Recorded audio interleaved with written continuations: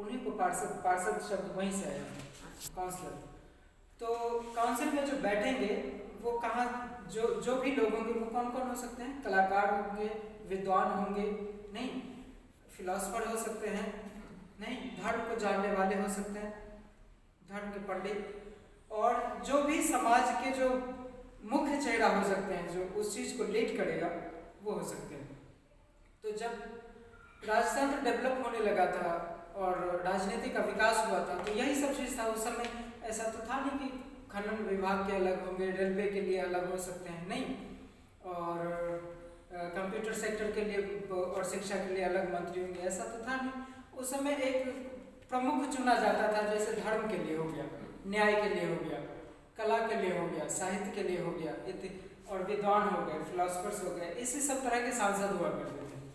वो तो धीरे धीरे हम जनतंत्र तक पहुंचे हैं ना, राजनीति के चिंतन में, और इस चिंतन को आगे तक आगे रूसो, दिदरो, प्लेटो आदि आदि ने एंशिएंट टाइम से लेके और मॉडर्न टाइम तक लाया है। जैसे लॉक, रूसो, कांट, ये सब का जो जनतंत्र का फिलॉसफी है कि डेमोक्रेसी क्या चीज़ है और कैसे ये चीज़ लागू की जानी चाहिए सोसाइटी में, राजाओं के जरिए या प्रशासन के जरिए, तो वो आया। तो वो जो एंशिएंट की शुरुआत थी, वो सभ्यता की शुरुआत थी। उस समय में बहुत ज़्यादा टेक्निकलिटीज़ और थियरीज डेवलप नहीं थी, लेकिन उसके बावजूद उस दौर की वो उतनी बढ़िया प्रतिमा है, एकदम एनाटॉमिकली पैमाइश पर नहीं, टेक्निकली एकदम सही है ना, और तराशा ऐसा है कि उसकी चमक, जो कहा जाता है कि मॉडर्न जो कल्चर था, जो काल था, एरा, उसमें पर्शिया से कलाकार बुलाए जाते थे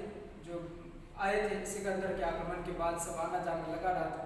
तो पारस के जो लोग आए, उनकी दी हुई चमक है उनके पिलर पर और उनके सारे स्कल्पचर्स पर, नहीं, पर्शियाई चमक कहते हैं उसको। तो वो जो शाइनिंग है वो बहुत खास प्रकार की शाइनिंग है उनके पत्थरों के पिलरों और खासकर यक्ष की मूर्ति पर। आज भी जैसे लाइट जलती रहती है तो लगता है कि जैसे कांच के जैसे वो उसमें चमक है, हीरे की जैसी चमक है, इतनी चमक है उस मूर्ति में आज भी।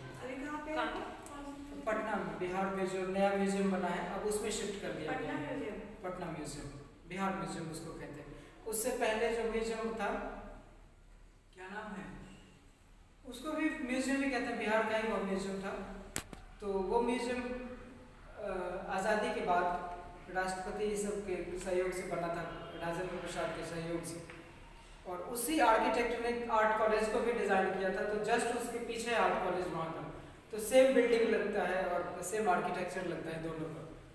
तो लोग अक्सर भूल से आर्ट कॉलेज में घुस आते हैं कि यही है म्यूजियम, दूर से ऐसा ही लगता है बिल्डिंग।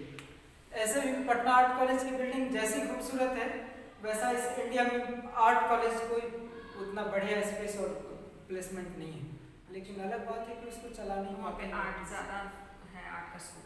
हाँ, बिहार में आर्ट कल्चर बहुत ज़्यादा है, लिटरेचर बहुत ज़्यादा है। आप इतिहास पढ़ेंगे और साहित्य पढ़ेंगे तो पता चलेगा, अच्छे अच्छे इतिहासकार रामचरण शर्मा और मॉडर्न हिस्ट्री के डी.एन. वर्मा, ये सब इम्तियाज अहमद, सब तो बिहार के ही इतिहासकार हैं।